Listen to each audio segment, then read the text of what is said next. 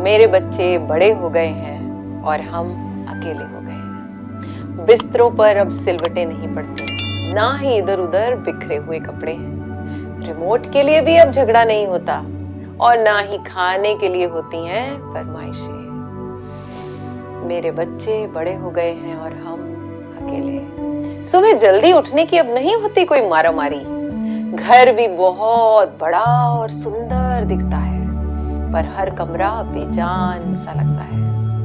अब तो वक्त काटे नहीं कटता, बचपन की यादें कुछ दीवार पर फोटो में सिमट गई हैं। मेरे बच्चे अब बड़े हो गए हैं और हम अकेले हैं। अब मेरे गले में कोई नहीं लटकता और ना ही घोड़ा बनने की जिद होती है।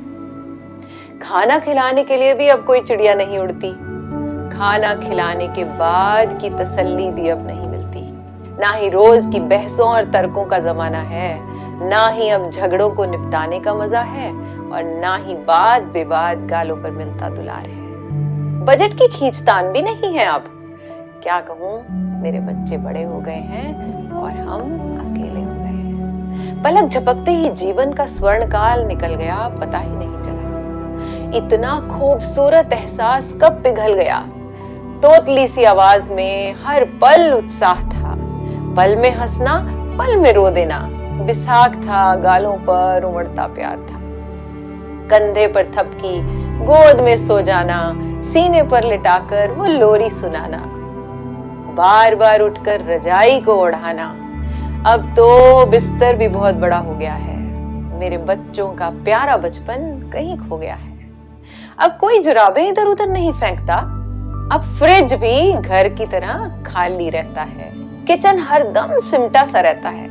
अब हर घंटी पर लगता है कि शायद कोई सरप्राइज है और बच्चों की कोई नई फरमाइश है। अब तो रोज मेरी सेहत फोन पर पूछते हैं, मुझे आराम की हिदायत देते हैं। पहले हम उनके झगड़े निपटाते थे आज वे हमें समझाते हैं। लगता है अब शायद हम बच्चे हो गए हैं। मेरे बच्चे बड़े हो गए हैं और हम अकेले हो गए हैं। ये कहानी हर घर की है। इस पोएम को, इन लाइंस को सब तक पहुंचाएं। राधे।